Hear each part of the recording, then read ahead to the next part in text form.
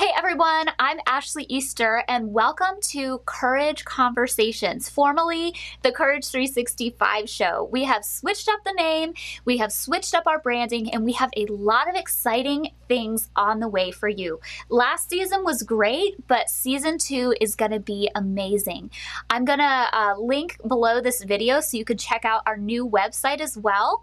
When you go to our new website, please go ahead and check it out. There's a need help page if you are in some type of a crisis situation or you're looking for support around abuse and healing. We also have on that page a free ebook just for you. And on that page, you can look at all of the back episodes of our first season. But for season 2, we have some amazing speakers coming your way. And we're going to be starting with a wonderful woman named Alexis Douglas. And I'm going to introduce her in just a second. But I want to remind you that now that season 2 has started, you're going to see us here every Thursday at 7 p.m. Eastern for the rest of the spring and summer. So make sure you turn on your notifications, you put something on your calendar, because we're going to be back on a weekly basis with so many good conversations.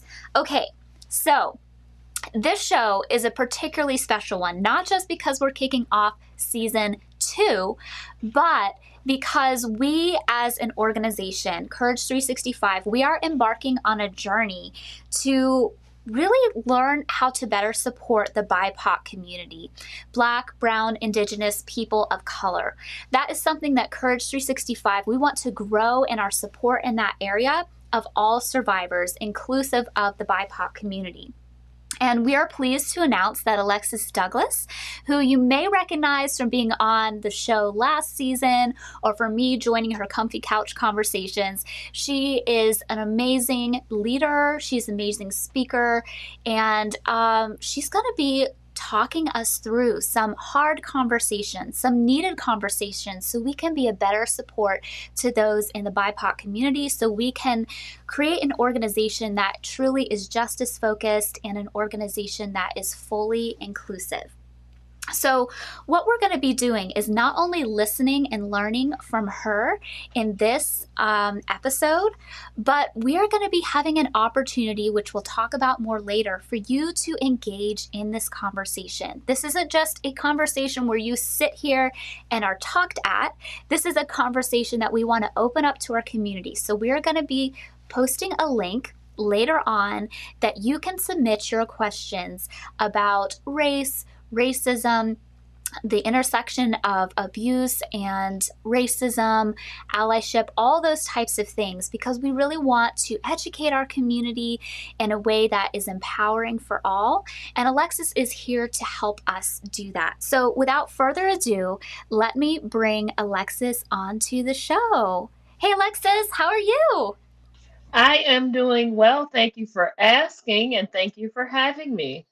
Absolutely. Well, we're so thankful to have you here.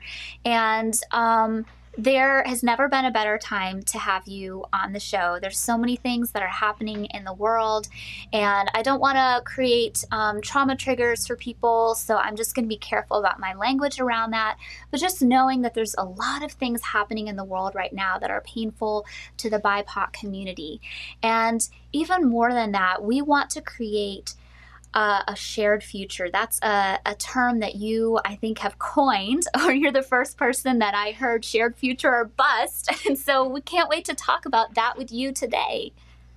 Thank you so much. And I am the founder of the hashtag shared future or bust, but I must say the concept of a shared future I got from studying Australia and how they treat the Aboriginals on that island.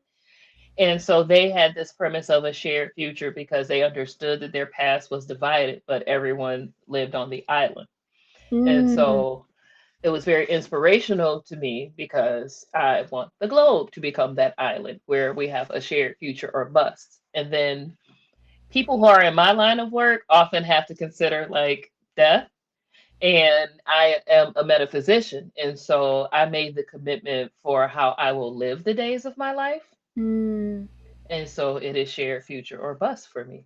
Wow. That is really powerful. I didn't know that backstory there, but I'm even more excited about that term now that I've heard about it. Would you mind? I know you've been on the show before, but would you mind telling people a little bit about you before we jump into this amazing show that we have planned for everyone? So I am first a belonging advisor and a cultural appreciation consultant. And that is a switch from anti-racism education because I have found that through anti-racism education, I like to have a little bit more fun than that work allows. And that's the reason for the work. So how I got into the work is that first, my lived experience, and I am an abuse survivor myself. And as many abuse survivors do in your journey of self healing, you begin to expand that healing outside of yourself because you know that if the world ain't safe, you ain't safe. And so that is why I am on the path of creating a safe world. And that is why my sights are so high as a safe world.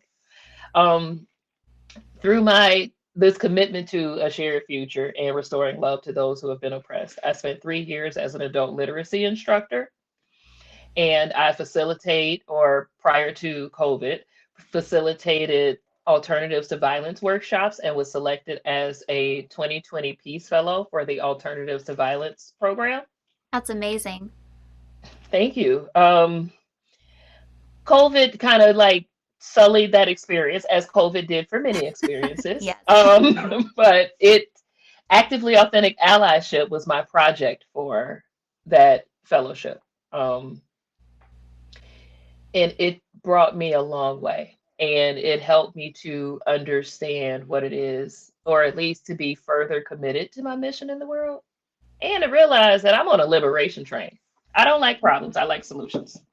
Yes. Alexis is so solutions focused. She sees deeply the problems that we have in the world, but she doesn't stop there. She brings forward these inventive ideas that are really, I think, cutting edge, and super, super excited to have you working with us over the next 6 months. So, guys, something really exciting is Alexis is going to be showing up on the Courage.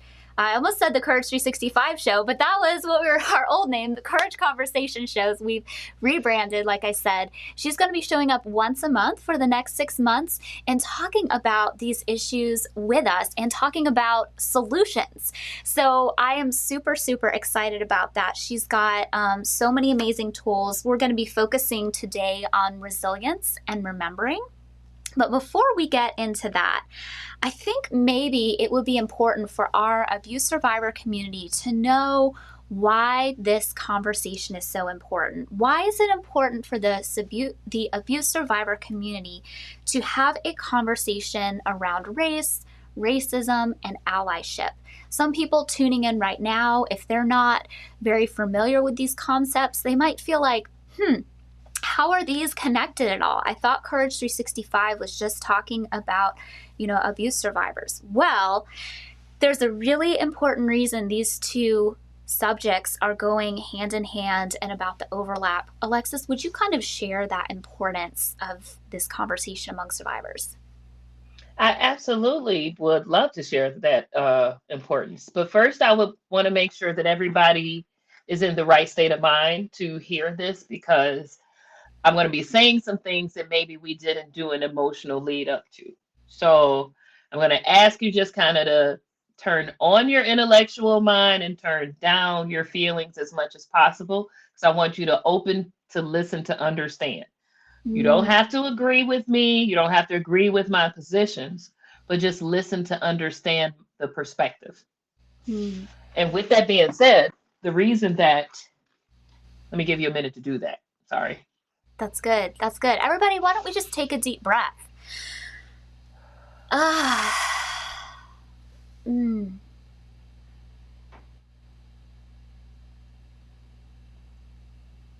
Hmm. Thank you for that, Ashley. So the reason that these things are important, that abuse surviving and prevention is important and linked inextricably to racism, is because racism is abuse. And it is pervasive abuse for which BIPOC cannot escape. And there's nowhere to go where there are not people who remind you of your abuser. And if you are a person who has to survive abuse, if like so people who have had abuse in their household may have a better ability to empathize with the position that BIPOC are in, except that you can grow up and get out of your household. And I'm not saying, and I'm not speaking to any part of the journey of what it takes to get out, because so that is difficult, no period. Um, I am speaking to the fact that out exists. Mm. And for what racism is in the way that most BIPOC care about it, and the reason they're so easily triggered to it is a system which gives preference to bodies of non-melanated hue and gives punishment or restriction of privilege to bodies of more melanated hue according to how much melanin they have. Yeah. Now, those aren't the rules that are outlined by what racism is, but that's the impact of racism. That's the impact of people who founded a country with an intention. And you talk a Mm. lot about intuition and intention in this group, so you understand the power of intention. Then what happens is that was the intention, and we've been trying to retrofit it into unity, but it was not intended for unity. Mm. And so when people then who are not aware of who they are, who are have not remembered their divinity, who have not connected to their higher self, their inner wisdom, their soul, whatever your language is for it, get in positions of power, perhaps their trauma or their reasons for wanting power come out, and then they do things that are abusive within the system, consciously and unconsciously. And the impact of that on BIPOC is terrorism and having to comfort your terrorizer, Mm. Mm. which Wow. gives you then complex PTSD and lowered self value and diminished self worth and internalized racism. And so, to tie into the last portion of the question, though, you said, and allyship. And I'd like to, even though I am the founder of Actively Authentic Allyship, and it is a program that I stand by for awareness, I do not think that that allyship is the appropriate term for the work that we are doing. It is a co-liberation, and while I'm not the founder of co-liberation, I cannot remember who is, or somebody else, look it up. They have a whole motto about it, use it. There's a book by Heather McGhee called The Sum of Us, and it talks about the impact of racism on all members of society, and all society would be better if racism ended. And Mm. therefore, I don't want your allyship because I'm solving my problem as you should be solving your problem.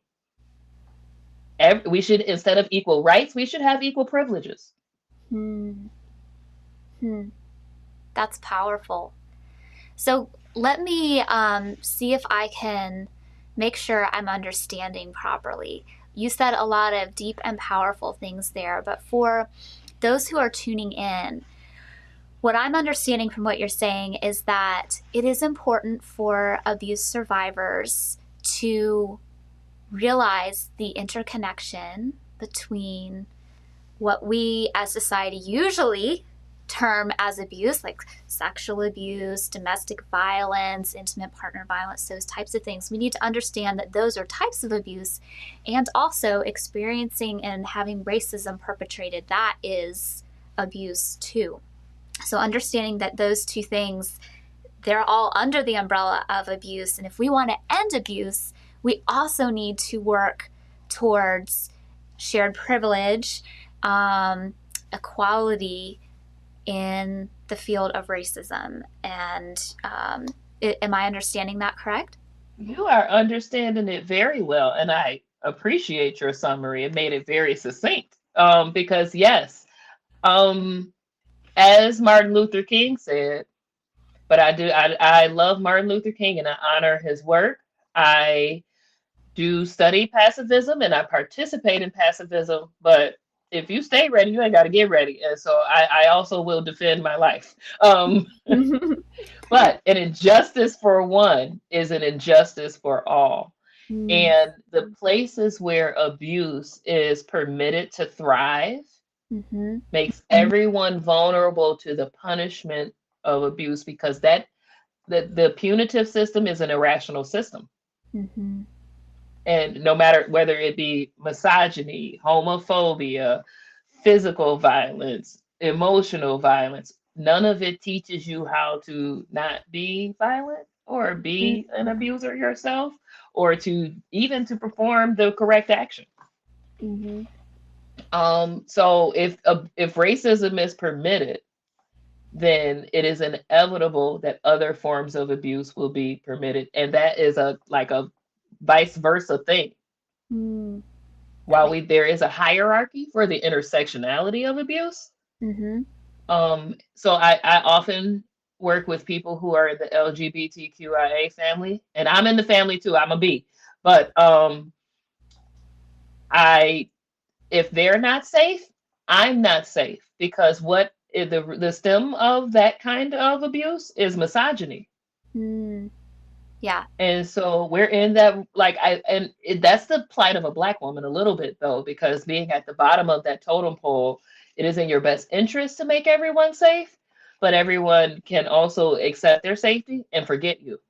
Mm, wow. That's really, really important.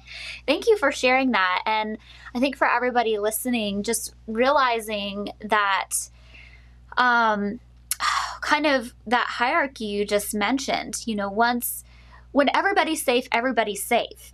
But when one person, one group of people are not safe, then that disrupts the safety of the whole, though there's, a person or group of people who are experiencing more violence than others. And so here at Courage 365, we have always talked about the systemic issues of abuse. And on some of our other shows, we will get into some of the practicality of healing individually from abuse.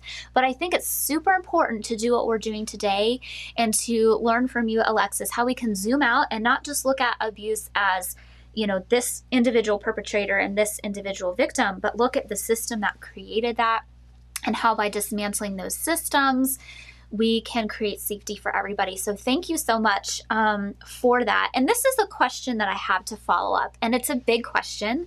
And I realize we could probably talk about the nuances of this for weeks and weeks and still, not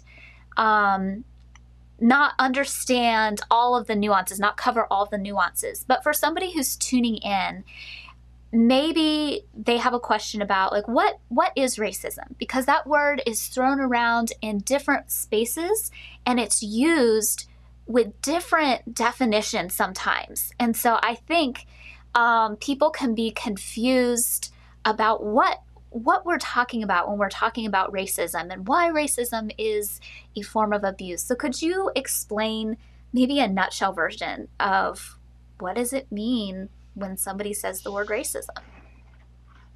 Um,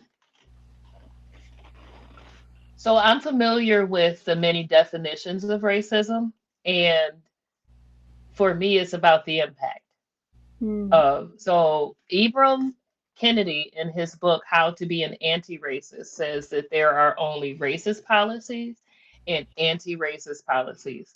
And while I am not a fan of necessarily zero-sum thinking, I do believe that that is an overview analysis of where we are in this position in time. Hmm. So, racism, in my definition, is a system of, I'm sorry, is a side effect of a system based on power and privilege Hmm. and dominance. And because the system is based on those things, that means that someone or some members of society have to fall into the category of having privilege restricted, because in order to give privilege, someone has to not have it. Otherwise, privilege doesn't exist. Right. And power, in order to have power, you have to have power over if you're not having power with. Mm, Power with is a beautifully wonderful, miraculous thing, but not always. It doesn't always. That's not the chosen route. And then dominion or dominance. In order for you to have power over someone who is a sovereign being, you have to dominate them and right. subjugate them. And so the system that permits that to be possible and its effect, I'm sorry, the effects of the system that permit that to be possible is what I would categorize racism to be. Mm, And then as it relates to being a racist, people who further that system mm, are racist. I know that people say that Black people can't be racist, and I agree with that and I disagree with it at the same time. Here are my reasons why. Black people, the reason Black people can't be racist in impact is because of this, they don't have power within the system as it is designed. The reason that Black people can be racist is because we get the same programming of the system as everyone does in this society. And therefore, we can do things to further racist policies, and mm. just as our non melanated siblings can. Right, right. And so it's if you actively participate, and I don't mean intentionally. Mm-hmm. I want to be very clear. You do not have to have the intention to be racist or the intention to perpetuate racism in order to be doing it. Mm. Yeah. And you do not have to only be white to be perpetuating it. Mm-hmm. Right. That's really helpful, and I think a lot of our listeners, they might be able to kind of relate that to what we've seen a lot of times when churches are abusive. So somebody will experience abuse in the church by one member, but the system of that abusive church was the thing that kind of allowed, created, and really praised that person for causing that abuse, for creating that abuse on another person. And then, as we all know, as abuse survivors, many of us from religious backgrounds, you'll have the people in the church who maybe they were not the ones who hit the wife or sexually abused the little boy, but when they were aware that that was happening, they stayed silent or they actively protected the perpetrator. Or in other cases, maybe it was even a little bit more distant than that, but they preached sermons and they created a culture where women need to submit no matter what, or, you know, you should always trust, you know, male spiritual authority, whatever it is. So I think what you're saying here, I think that this might be a piece that if you are a white survivor and you haven't understood the concept of racism as a system, this isn't an exact, you know, apples to apples comparison, but maybe you can begin to realize how you, as maybe a white survivor, have experienced systems and people who were abusive, even if they weren't the ones doing that direct physical act that somebody went to prison for. Maybe you can see that and then also look at what Alexis is saying and realize that that's happening with racism as well. There's these systems. It, I Yes. would like to interject and say that it makes you specifically more qualified to be if you take in the knowledge of what it takes to see racism and be able to identify it, because you have a hypervigilant brain, because abuse makes you have a hypervigilant brain, you can see it better and therefore inform your other non-melanated siblings and family about, hey, that is this and that is that. And you there, listen, the fragility is real. Okay. Defensiveness, deflection, that you know what it's like when you confront an abuser. Okay. Especially if they didn't mean to. Like the people, well, I didn't do it. I just stayed silent. But I'd like to recall and bring forth the George Floyd trial and the verdict that came out. So George Floyd was found guilty of all three counts for murdering. I'm sorry, Derek Chauvin was found guilty of all three counts for murdering George Floyd. And The reason that was possible is because of the number of times in history this type of abuse and murder has been recorded. Not just that this time happened, which meant that the bystanders there and the bystanders every time in history, including them sick ass bystanders that were photographers of lynching, when they made postcards, they still showed the atrocity, and we can look back at it from new eyes. So it is only the recording of the abuse and the bringing it forward and the doing something that's not staying silent that creates the culture. But cultural shifts do not happen overnight. So that creates a culture of safety instead of a culture of abuse. And if we in my shared future, in our shared future, we have a culture of safety and we have restoration for incidences of abuse. Because if you don't restore the abuser and the abused, you're gonna have it's a harm to society. Now, in that moment, I want to be very, very clear. When I say restore the abused and the abuser, that's in my shared future, in a different justice system, in a different societal system, in a society that has a culture of safety, not punitive justice. Mm-hmm. I'm not in any way one of those people that says, "Oh, you have to love your abuser." Right. Or you should be grateful that you went through that. It is more than one way to learn a lesson. Yeah. I am not, yeah. I just want to be very clear that that is not what I'm saying and not where I'm coming from. Where I'm coming from is that if we don't create a society with a culture of safety, period, we will not have a safe society, and someone will always be being dominated or having their power taken from. And that's not good for human evolution, period. Right. Right. Thank you for that. Thank you for that. So, the title of our talk today is Remembrance and, Resilience and Remembering.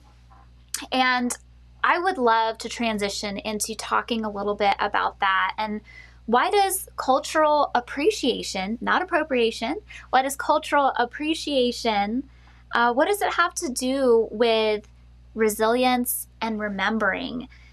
What do they have to do with each other? Share this concept, because I think people tuning in, maybe seeing that title, maybe they have one idea in their head. But as you do, every time I have a conversation with you, you use words and then you just like expand them and it just like blows up in a completely different direction than I thought. So bring us in with understanding that cultural appreciation and that remembrance and resilience.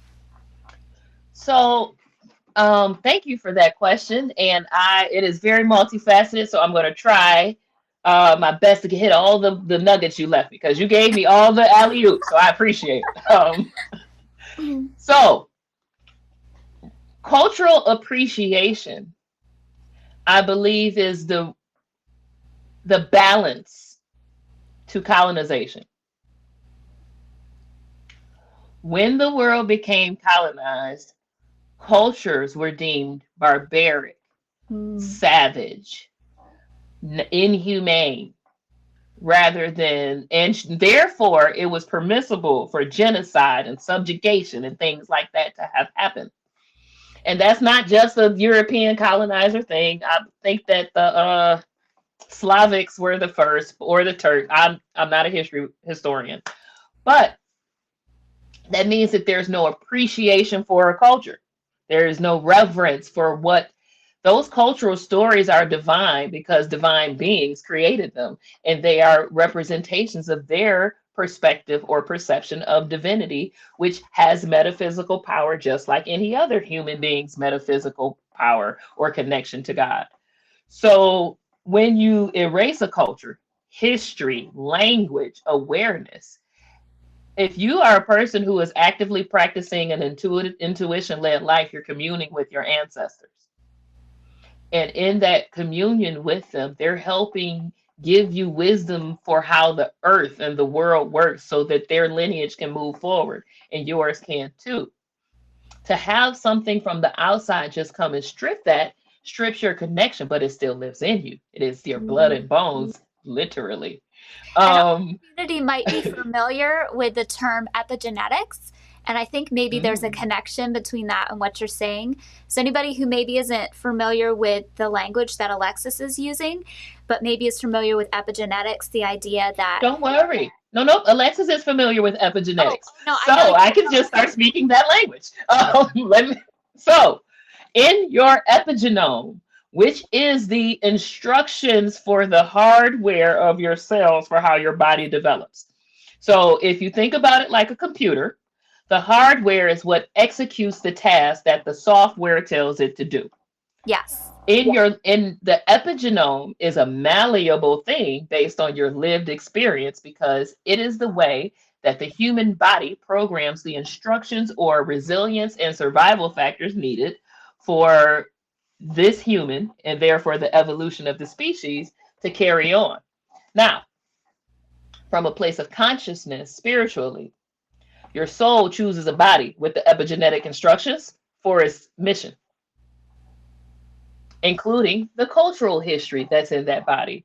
And that's where I believe a lot of the oneness and spiritual practitioners kind of they teach that cultural history is not divine, it's an egoic thing. And everything is egoic and divine at the same time, including cultural stories. So put some respect on them cultural stories names. So that's what cultural appreciation has to do with this work because we need to begin to appreciate cultures and then colonizer culture. It has to, I believe that a lot of my non-melanated siblings turn away from um, their culture and appropriate other cultures because they don't like their culture. Because we have to look through it through different eyes because we have evolved to a more empathetic species, empathetic and apathetic at the same time. Um, so if you don't have that appreciation for culture, you can't have reverence for it. And if you don't have reverence, it's hard to have remorse for the actions Mm, of your culture on another culture. And if you yeah. don't have remorse for the actions, it's going to be hard to make restitution or reparation, which creates more of the cycle. So, honoring the divinity of cultures is cultural appreciation. Mm, Now, you can also respect the sovereignty of cultures. That's cultural appreciation. If you're not a divine being practitioner kind of person, if you can also just be kind to other cultures. If you know that kindness is a high quality ingredient in life. Um, the thing that you should not do is subjugate or criticize or like I don't know what it's like to be another culture. mhm, So I can make judgments, but it doesn't serve me to do so. mm, It doesn't help me connect. It doesn't help me appreciate. And my goal is to appreciate. right. Now, okay. So then what do resilience and remembering have to do with this process? Resilience, I consider to be a pre-awakening stage of human evolution. Mm, And what I mean is the amount of energy that it takes to be resilient in your body mm, takes away from your ability to awaken to your divinity because you're born with a range. That soul jumped in the body that had a range, mm, whatever it is. And if I'm spending my energy being creatively having to survive, because if I have to survive and I have to be, and as an abuse survivor, and for me, my chaos started before I was born and did not start to calm until I got control of my own life at 19. But I moved out on my own at 17. But it was one anyway. Too much of my own story. I don't like it. Um, if my chaos started before I was born, all of my energy was spent on finding creative ways to survive in a society that wants to dominate and subjugate me and has systems set up to do so. right. I can't awaken to who I am. Mm, Or even if I can, I have to give up things that are integral to my survival. Yeah. Now, I'm gonna say it's possible, and if you do it that way, it's dope. But I don't think it's the way to do it. But that's the way that, like, a Jesus, a Allah, a Buddha, a Krishna, a Mandela, like a lot of these people, they started from the bottom and became masteries of their whole being. But Buddha did a whole lot of like body denial and fasting. Poverty will make you like go through fasting and body denial, but not from a I want to connect to the divine place.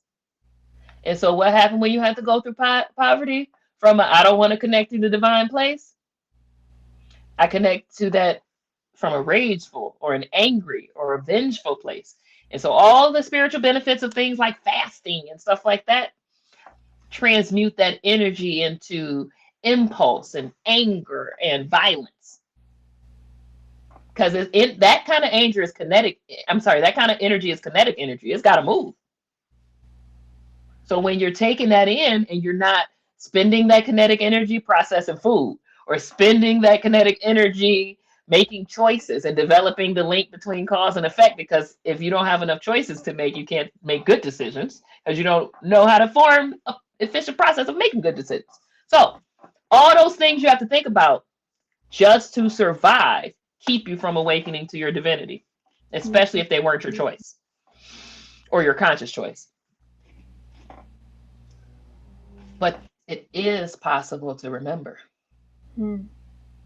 And sometimes those limited choices can make it so you have to choose yourself. Mm. And through choosing yourself and getting to know yourself and who is the I that observes yourself, Mm-hmm. and who loves you no matter what. Mm. Wherever you go, there you are. But who is you? Who is the I? Who is observing the difference between the two? Yeah. That's the remembering. Mm. Because for me, and in my journey, my personal self in this journey, my trauma healing and my survival transformation is one that I have extreme reverence for.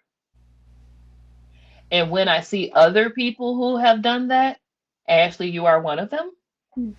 I have reverence for your journey. Therefore, I don't want something to happen to you.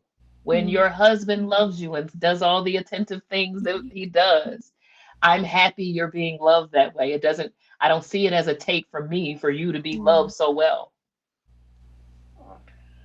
And then from that experience of reverence for my own journey, I had to confront something that I did that was not, that I was an abuser. Or I definitely caused, my impact was for sure negligent. Mm. And I experienced remorse. Mm. And remorse was new for me because my chaos started before I was born. And I had to make so many choices, and spending the time feeling bad about a choice was just inefficient. Right.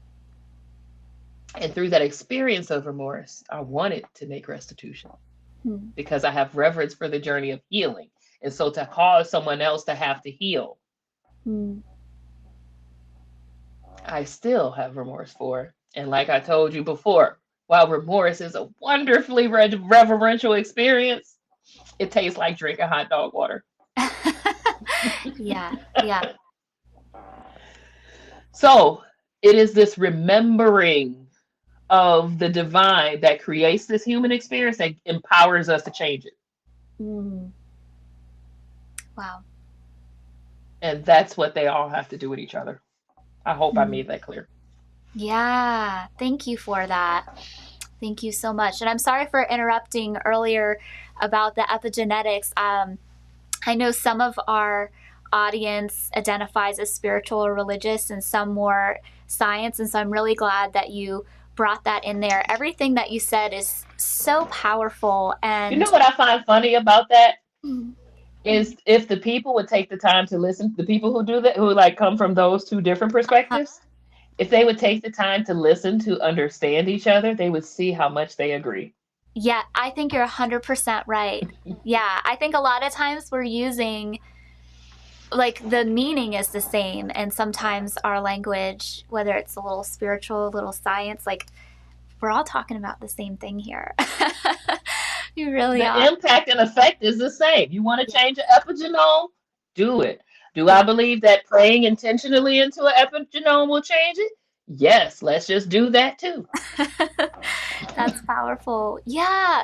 So, what I'm hearing from what you said is just really understanding that if there's not appreciation for ourselves, and if there's not appreciation for other people, other cultures, other ways of being, then our empathy isn't going to be strong. It's We're not going to want good It's not things for rooted. something we don't appreciate. And so that's really a foundational piece, to creating this shared future, is appreciating those who are different, those who are from a culture that maybe is not the same as ours. And I've never heard it said the ways you said it before, and that really hit different for me. So thank you for sharing My that. pleasure. My Wow. pleasure. Wow. And so we're going to be having more conversations like this in the future. I think you have a whole bunch of R's you're going to be talking about. So today was resilience and remembering, and you've got several other amazing titles that I can't wait to share with you Now, all. why is it a bunch of R's, Ashley? Because I have a program I'm creating that's called R&R for Black people. Although the Yes. process works for all cultures. I just Yes. want to be clear. But this one's for Black people. Yes, and we're actually going to be showing a commercial about that in just a second. But before we even jump into that, for the conversations we're going to be having in the months coming up, because like I said, you're going to be popping up once a month in the Courage Conversation community, having discussions like this. If there are people who maybe identify as being in the BIPOC community, and for those listening, some of you may not be familiar with that term. It's Black, Brown, Indigenous people of color. What would you say to the BIPOC community that's a part of Courage 365, that maybe they're, wondering about feeling triggers, tuning in because we'll be having hard discussions? And then on the other hand, maybe there are some white folks in our community that maybe the topic of race and, healing and empowerment, all these things might be a little bit confusing and overwhelming. What would you say to those different groups of people in our community, to kind of set them up for the discussions we're going to have moving forward in the coming months? I would say prepare yourself before. Mm, Treat it as a reverential experience, in that there will be things that come up that can be emotionally triggering, but that is valuable data for you. So make sure you're in mm, a safe space. Make sure you're not. So if you're BIPOC, don't necessarily watch it with your white friend. mhm. If you're white, do not watch it and ask your BIPOC friend questions. Just don't. Yeah, yeah. I don't care how much your BIPOC friends say they want you to. Don't. Pay someone to teach you, because you want to Mm, have good instincts, and then you want, in my opinion, you want somebody to help you pray into your epigenome, or mm, ancestral veneration is what that's called, mhm, because the history of your body may have some division in it, and that's mm, something that needs to be, like, some racist division, I'm going to be very clear, mhm, or some abuse or something like that, and you would want to sever that from you and mm. then venerate it. Wow. um so I think, did I answer the question? I'm sorry, I got a little bit Yeah, distracted in my mind. I think so. So maybe people who are tuning into these shows know that they're super important conversations, but also know that we're going deep, and to create a safe space for yourself to listen, maybe a little bit of time to process afterwards.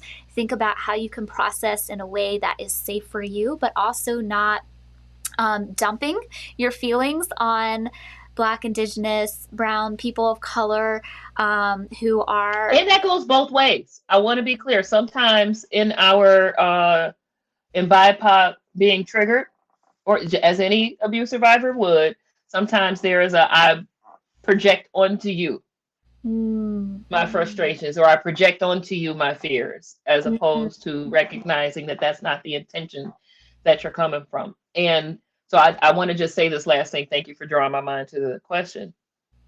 Pay attention to the feelings you have, because those are your energetic signatures and tags around this situation.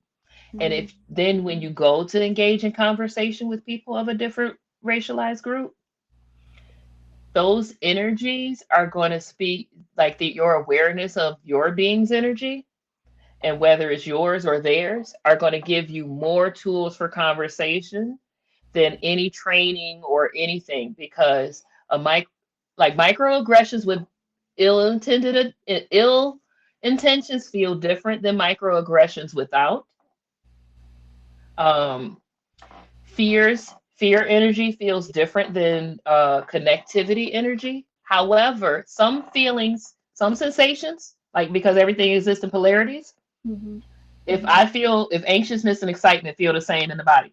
If I'm excited, that might cause you to feel anxious because of your programming, even though my program is different for yours. So then in those conversations, you want to be aware of it, like, don't go too high or don't go too low until you're comfortable, like stay in your emotional range, like a safe one. That's great. That makes sense. And the Courage 365 team, we're actually in the middle of creating a resource to help people get grounded after our episodes, so different breathing techniques and things like that. So we will soon have that coming out for you all to check out. That could maybe go along with what Alexis was saying, and just creating that safe space for yourself to engage in these important conversations and also take care of yourself at the same time.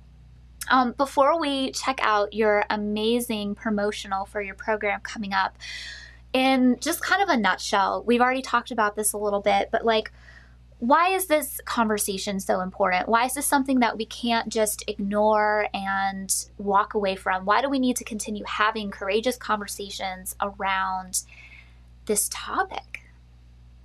Because when we don't, we have a society that looks like ours today. Yes. Yes. And I could go into a litany of reasons why to try to guilt people or compel people. But I don't know too many people who, even people who are saying we should keep things the way we are, there's a reason they're saying that, is because they look out and they don't like what they see. Yeah. And for everybody who's saying that we should change things, is a reason they're saying that is they look out and they don't like what they see. Yeah.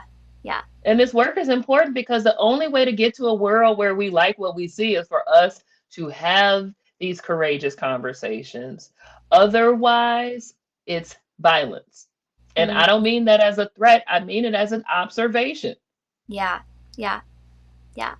Conversations, from what I'm hearing from you, it's a way to reduce that violence. It's a way to begin to solve this problem. And Alexis brings the solutions. And one of the solutions that she offers her community, we're going to be showing you a quick video about one of her solutions. Always stay dreaming, never imagine I lose my spark. Living in this crazy time, putting back the pieces of my mind. I know how to run from the dark and fly. Feel my wings spread, levitate into the clouds. I'm so high above the ground. I'm rising. I'm soaring above it.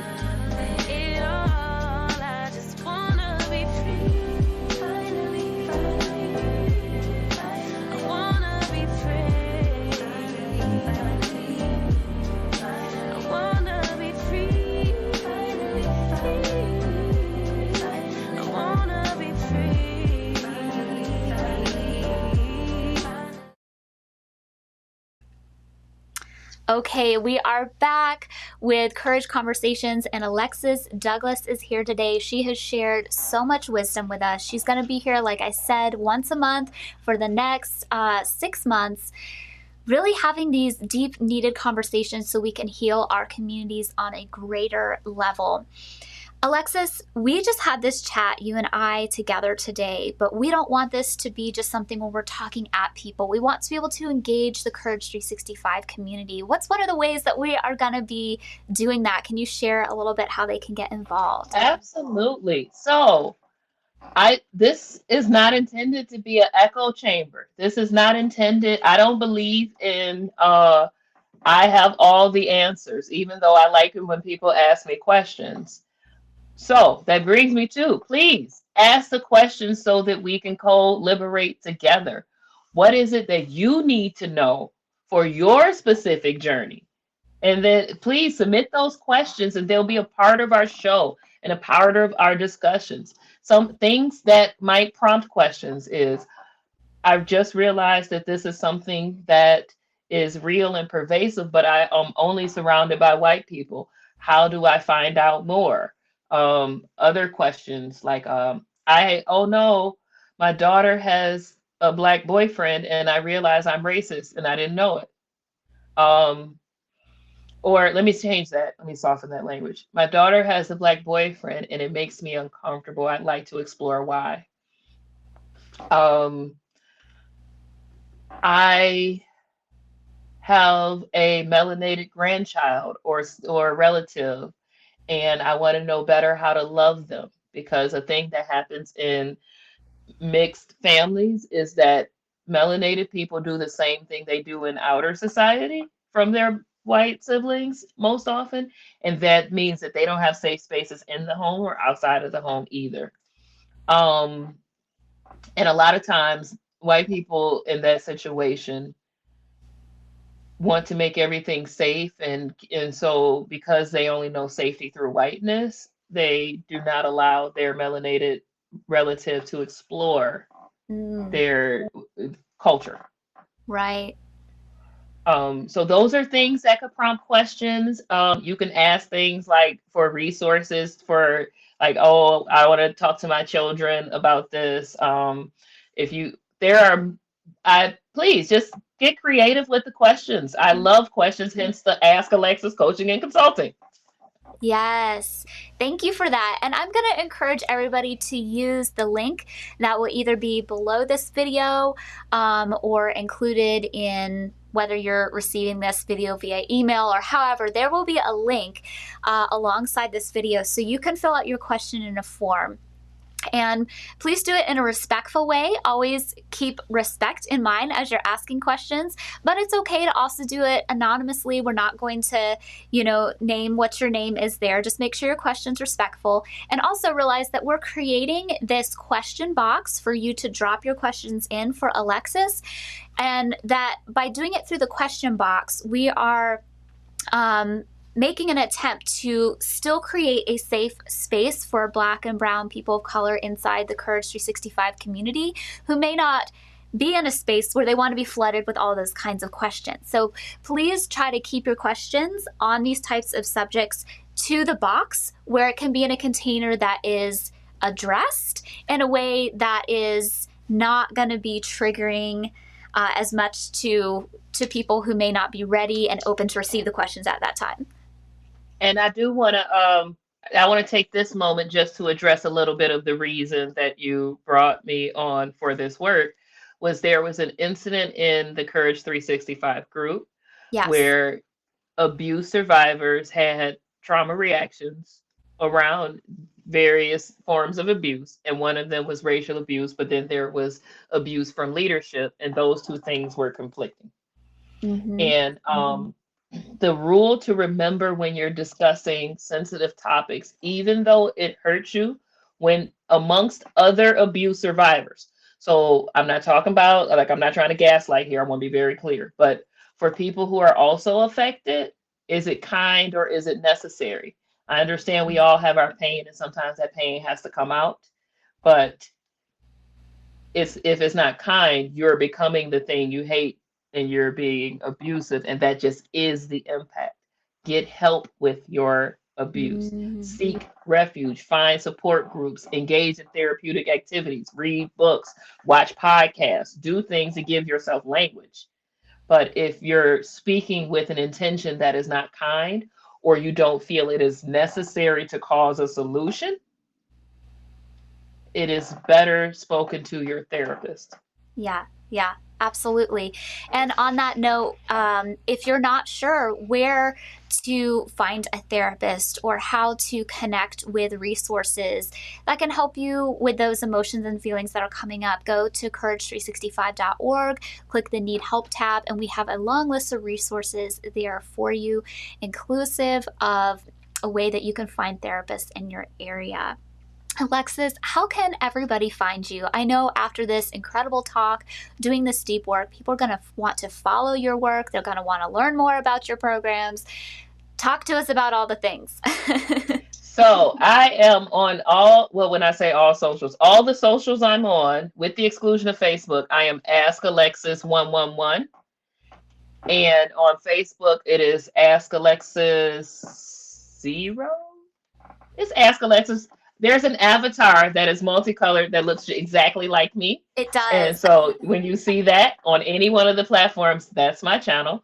Please do reach out. Please follow me. That's Ask Alexis 111 on Twitter, Instagram, Facebook, and then also on YouTube. Yes, and I love your YouTube channel. Your videos are maybe my favorite thing that you do. I love hearing your voice and your so many mic drop moments. Thank you so much. I realize that this is a heavy topic, and I am so thankful that you took the time to share and educate us today. Thank you so, so much. I cannot wait to continue this partnership moving forward in the future. Thank you. It's been a pleasure. And everybody, if you are not already following Courage 365 and our various social media platforms, I would invite you to go ahead and do that now. So you can follow us on Twitter, which I don't think we have a button there at the bottom about, but you can find us easily on Twitter, as well as Instagram, Facebook, and YouTube. But if you'd like to watch some of the back episodes of our show, you can go to courage365.org and you can find all the previous episodes, including the previous episode that we had with Alexis in the past. And just for going to our website, you can receive a free gift from us, an ebook called 5 Keys to Living a Life of Courage. This is for you if you're a survivor getting ready to step forward into your journey of healing. If you are in crisis, make sure you call the police. But if you are in a situation where you're looking for other forms of non-intimate danger, you can go to the Need Help tab on our page and get a bunch of resources there that you can check out.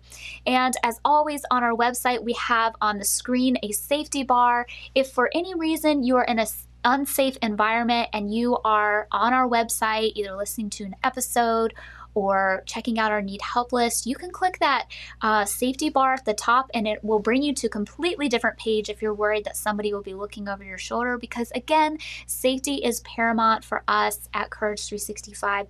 Thank you all so much for tuning in, and we will see you next Thursday at 7 p.m. Eastern.